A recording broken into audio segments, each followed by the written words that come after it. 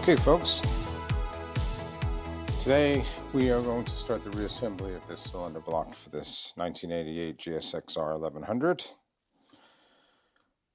This cylinder block, we took it off the engine, the exhaust valves were leaking, and so we've cleaned it, lapped the valves, and it's now ready for reassembly. I've painted the block since you saw it, and with the paint as discussed in the previous video. So the first thing we have to do today on this cylinder head is we have to remove these 30-year-old valve seals. While they're in pretty good shape, then they are actually in quite good shape. They are 30 years old, they're hard, and they will leak oil. 16 brand new valve seals, fresh from Suzuki parts.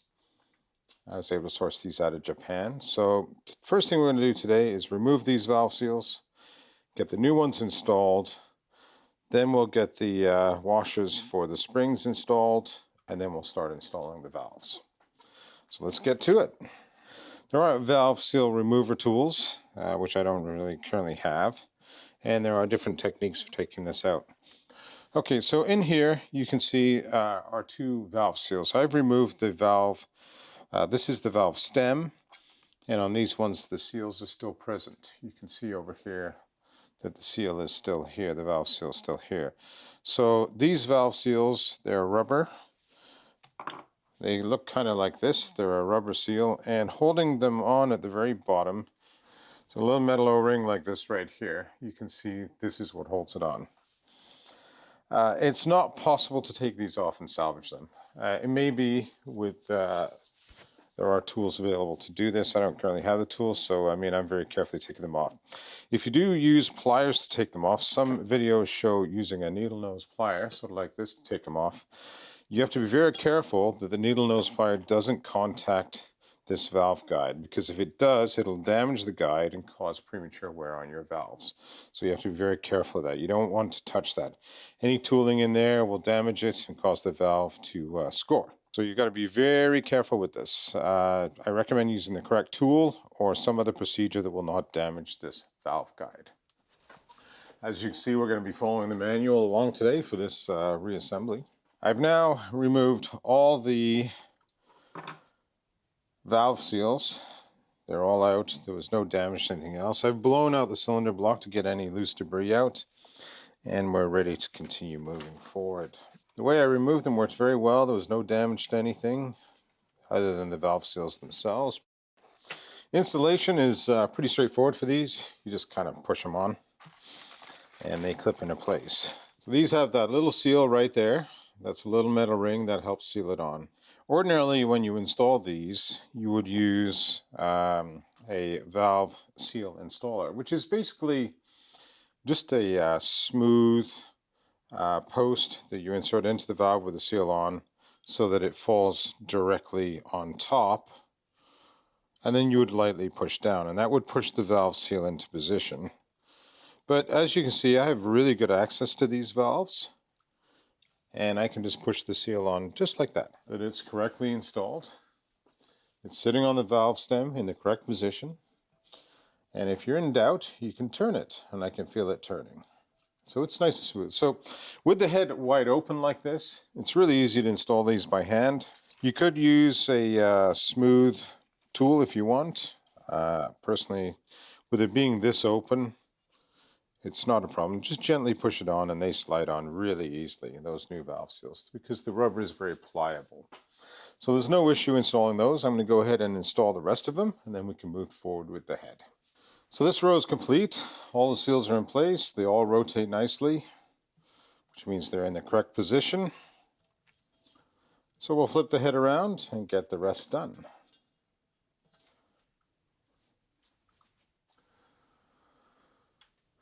So just checking the intake side here. They're all turning nicely. I give them a tug to make sure they're on correctly. Visually inspected, it looks nice and straight. That way they're in their groove and they're properly set up. So there it is. We've installed 16 new valve seals, removed the old ones. So the next step in this process is going to be to install these valve seats. So these are where the valve springs sit. These are like washers. They sit right in here, in this area here, around the bottom here, and the valve springs reside on those. That's the next step. So these are the valve spring retainers for the bottom of the valve spring intake side. The ones with the plate go on the exhaust side. These are, it's not critical in that they go back onto the same valves. The spring just sits on them. So these just basically drop on top, carefully on top, and position them. These also act to hold the clip in place that's holding the valve guide in the head. So at the bottom here, you can see this little C-clip right at the bottom here. That's what holds the valve guide in place. So we take this washer, slide it over top, like so. Now, the washer has ridges on one side and smooth on the other. This ridge upside holds the springs in place, and there's a deck for the larger spring and a deck for the smaller spring here. So it goes with that ridge side up, like so. It's a proper way to install it. So we install these. These are on the intake side. Those go there. And they just sit down in position like that. Turning the page in the manual. So these are called the valve spring lower seats and for intake. So we'll install the intake ones, and then the exhaust ones. On the end of the valve spring is a valve spring retainer. And in some of them it pops out. You can see here it comes out. It looks very similar. So don't confuse these. But they're taller. So if I will pop one of these off for a second so you can see the difference. So this is a valve spring lower seat is what this one is called. And this is a valve spring retainer. And if I put the two of them side by side, you can see that the retainer is a lot longer than this bottom seat. And the bottom seat is also quite a bit thicker. So this sits on the bottom and this one on the top. And you can see here it's got this cone shape. And that holds the cotter pins which hold the valve in place. And they're quite different. So don't confuse these. This one here, so this flatter one on the bottom is the valve spring lower seat. And this larger one is the valve spring retainer. And as I've mentioned in the past, I strongly recommend that you use the manual. So the manual does show this. It does have diagrams in it. And it is the proper way to do this. So moving forward, the next thing we're going to do, according to the manual, is just to install the ones for the exhaust. So if you remember in the previous video, we took these out. These are the valve spring lower seats for exhaust cylinders 3 and 4 and exhaust cylinders 1 and 2. Remember we labeled these 1, 2, 3, 4. And so this is cylinder 1, cylinder 2, cylinder 3, cylinder 4. Putting a label up here is a good idea, somewhere on here where you can see it so that you make sure these go back where you found them. So I'm going to spin this around so I can install these on the back side. So the correct way to install these, actually we can start 1 and 2. So I'll open the bag. So the first thing you want is we want this piece right here, without that. So for the exhaust side, we put this down first. So this is for 1 and 2. We have cylinders 1 and 2. This metal ridge side is up towards the spark plug holders right here. So it's important that you put this in correctly. Each of these had a washer on them, a little flat washer. So we're going to install those now. Those go on like this. And they are fairly tight fit. So down they go. And the washer goes on like so. And then the valve spring retainer is a 2-piece on the exhaust valve, probably for heat dissipation. Goes on like that. So it does give you the same effect as, we'll put this one on here. So you can see here on the exhaust side, this metal piece has been installed. This ridge on it is towards the spark plug hole, which is right here. Then there is a separate washer. Lift it up a little bit. I've installed the washer, the small washer. I'll show you what that looks like. So there's a flat washer, which looks like this. And then on top of that is this, also this second part. We're creating a lower flat washer for this larger spring. And the smaller spring goes on this one right here. You can see here now that I've installed both plates. Again, back piece facing spark plugs. And these lower valve seats in all for the exhaust side. Remember the plates, these flat plates, exhaust side only, not on the intake. So the next thing, it says to insert the valves and then stems coated with a high quality molybdenum disulfide lubricant. Now Suzuki obviously recommends their own moly paste all around along the full stem length without any break. So they want you to put this on the valve for the full length. Now we're at the point where we are going to install the valves. So as mentioned, when you install these valves, you need to lubricate the valve stems as you push them up. I'm going to use this Permatex engine assembly lube. It is recommended for engine components, valves, timing components, rocker shaft assemblies, engine bearings, rocker arms, etc. It's kind of a thick liquid. So it will coat the valves, they'll go up there and it should stay with them for the engine start. Some things we'll be using this engine assembly grease. It also would do the same job. This unique extreme pressure lube dissolves in oil without clogging passageways, etc., etc. So this is also a good product for that. You'll need some tools for this, as we used when we took the cylinder head valves out. We need a valve compression. So somebody will need some tools for this. This is the valve spring compressor that I use to remove the valves. This is a Motion Pro product. Works really well. Nice product. So I recommend this. This is a T6 compressor. And we're also going to need a little magnetic pickup. And this will be to drop the cotter pins, telescoping one like this, to drop the cotter pins into place. Might also need some needle nose pliers. These are good to have around in case we need to position the cotter pins. And our trusty small screwdrivers. Again, one with this, I find this very useful actually, this little tool. It's great for moving the cotter pin around and making sure it's seated properly. Now we will also need to seat the valve, and for that we'll use a socket. So I'm planning to use a 14 mil socket. We'll double check that closer in, a very small light hammer. And that will be to seat the cotter pins. They need to have a tap to seat them. So those are the tools we're going to need. So let's get some gloves on and get going. Get this in position now. Get it up. Don't want to scratch our cylinder head. So put it in position like so. So this is the valve compressor tool. So we're going to install into valve number 1 here. We've got cylinder 1 exhaust valve left, so we're going to install into valve number 1 here. Cylinder 1 exhaust valve left. This is cylinder 1 exhaust, this is the exhaust side, valve left.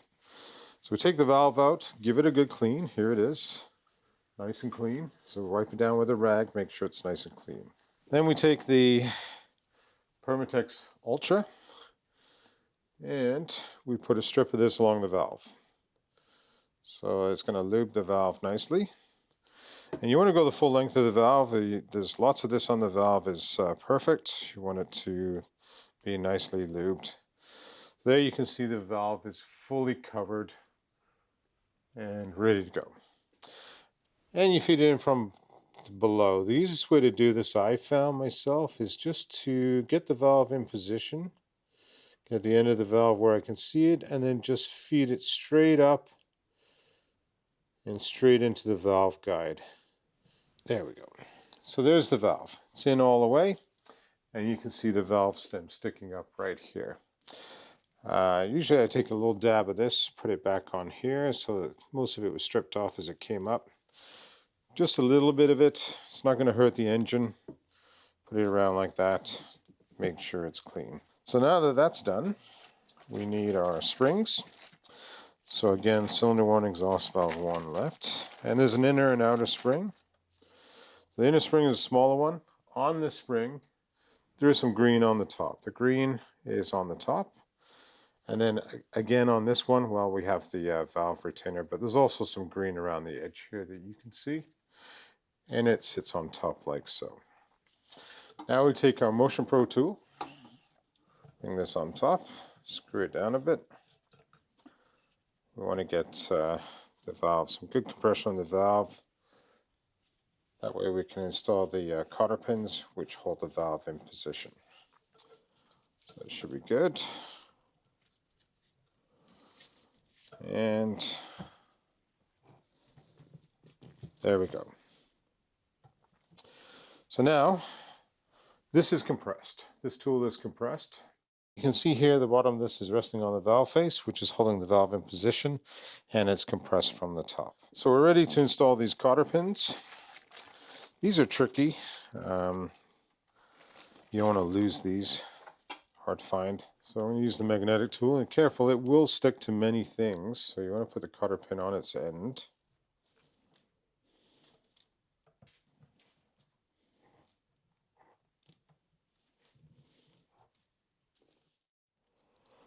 The top one in first. We'll try this. So what I'm going to do now is I've recompressed the valve spring. Install the top cotter pin. I have a weak magnetic screwdriver that kind of holds it in position. So the key to this is to get the cotter pin in the correct position before you insert it. So the cotter pin is in the correct position. I can see that it's where I want it in the valve. Now this is a very strong magnet, so if I go to pull it out, it's going to take the cotter pin with it. So you need something that's non-magnetic, like this screwdriver here, to hold that cotter pin in place. Okay, so that one's in there. Now we'll take this one, gain the same position.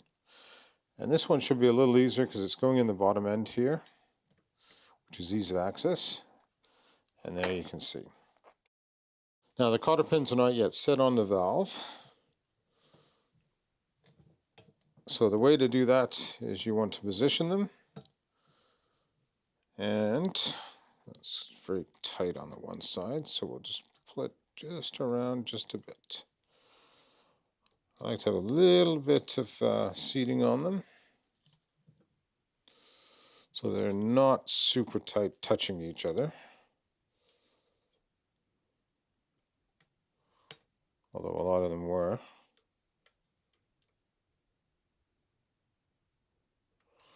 There we go.